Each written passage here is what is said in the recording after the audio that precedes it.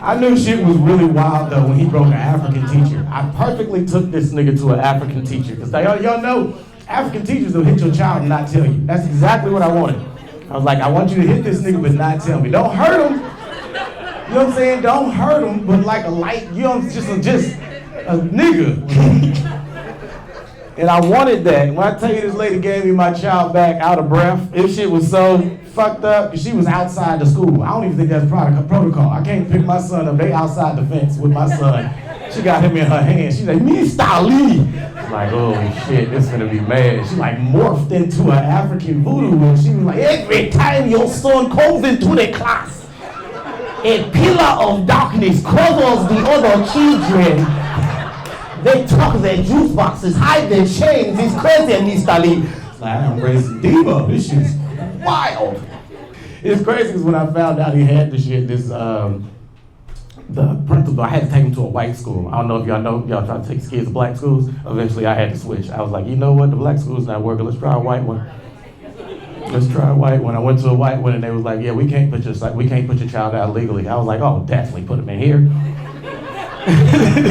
Like, they bound by law, they can't put this nigga out. It is what it is. And so basically, once he was there, we didn't even know he had autism. We didn't know he had shit. We had just been in schools. They was like, no, he keep beating up other kids. He can't stay here. And I didn't know anything past that. And so after like going to the white school, they were like, sir, no, your son has autism. You didn't know that? I was like, hell no, I didn't know. He's like, how have you been making it through every day? I was like, I've been beating him. Like, sir, you cannot do that to a child with autism. I was like, yeah, you can, he fast, you just gotta move with him, you know what I'm saying? You gotta have some agility. You can whoop a kid with autism, I'm sure. Because I'm positive I got a little bit of autism. At least a little bit. At least a little bit. They be telling us all our kids got shit like we perfect and we ain't had a shit. You're like, no, nigga, they didn't have the test. They didn't have the rubric until like 99. You know what I'm saying? The rubric was made in 99. So everybody before that shit is just walking around this bitch undiagnosed. You just in the world and you don't know what the fuck wrong with you. You just think certain shit is hard. Loud sounds scare the fuck out of you and you ain't been to war. You're like, no, you are on the spectrum, dog.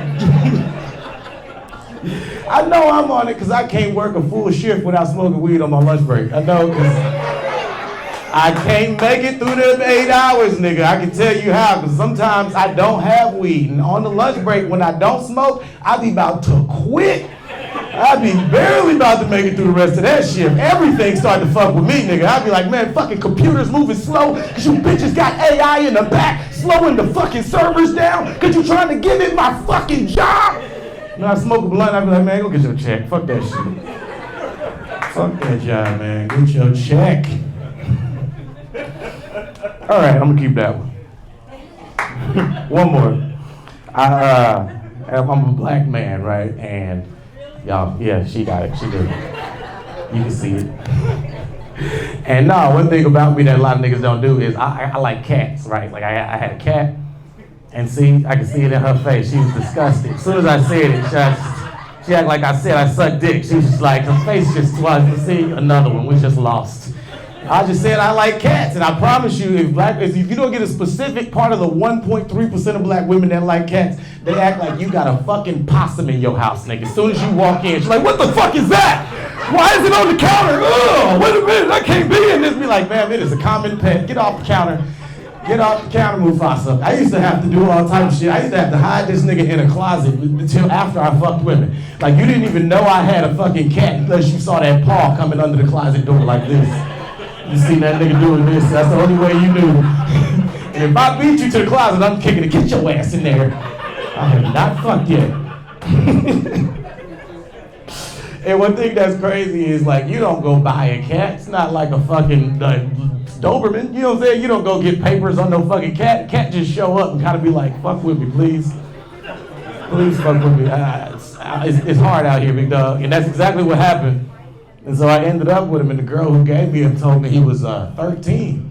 So I was like, oh, this nigga, we just gonna ride it out for 2-3 years, and that's it. I tell you, this nigga lasts 10 years.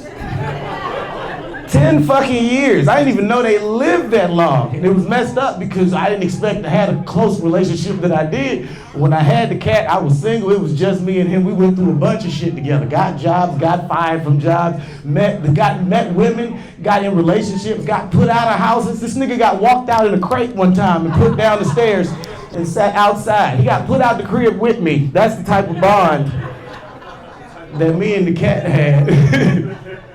And I ended up having him so long, I forgot he was old. And so I didn't really think, it didn't cross my mind. And one day I went downstairs and he didn't move for like 2 days. And I was like, oh shit, this might be it. And that's when it like hit me in my stomach. I was like, oh, goddamn, my nigga might be leaving this planet, nigga, oh shit. And I went upstairs and I started telling my girl and I'm like tearing up. And she like, got so turned off. Like I could see it in her eyes. Like the moment I started tearing up over the cat, she was just like, oh, you gotta get this shit fixed. I'm sorry, I don't know what to do. Like I don't know what I'm supposed to fucking do right now. And so we went to the vet. And I don't know if y'all know this, but if a nigga take his animal to the vet, he really love that pet because that shit, $400 for the diagnostic. As soon as you walk in that bitch, they be like, no, it's $400 for us to even look at that dying ass animal. We save animals. And that motherfucker was slumped.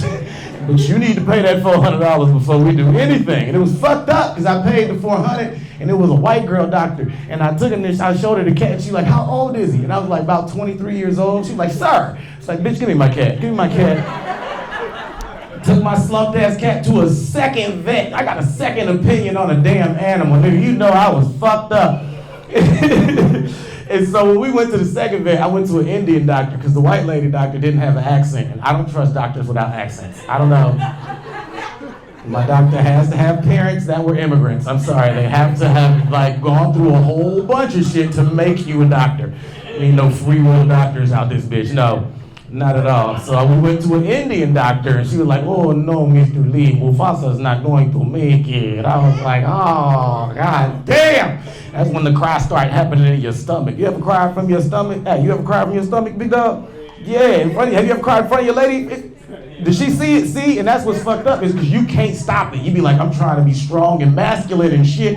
That shit start gurgling up in your damn stomach. You be like, oh, shit.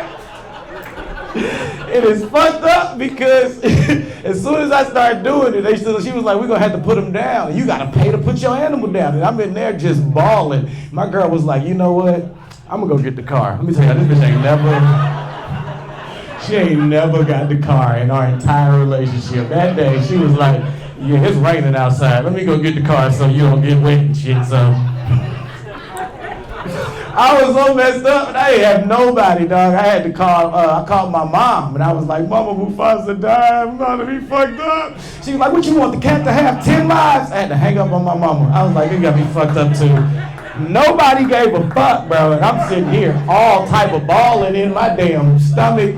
I walked outside, and it was a gay white man at reception, and he had checked me in. And as I'm walking out and I'm crying, he looked at me, and he was just like, you had to put your baby down. And I tell y'all, I embraced the fuck out of this nigga. I was like,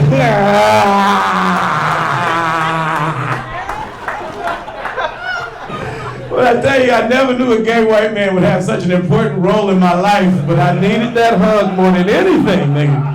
All the homophobia left my body, nigga. It was like 2% left, and it's all gone. Got rainbow Air Force Ones. I go to pride parades, throw beads and shit. Just gotta leave before it get dark. You know, that wild shit happen after the sun go down. You gotta be pride parade during the daytime. All right, y'all, I appreciate this. My name is KJ Lee. Y'all can follow me online. Y'all give it up for the rest of the community.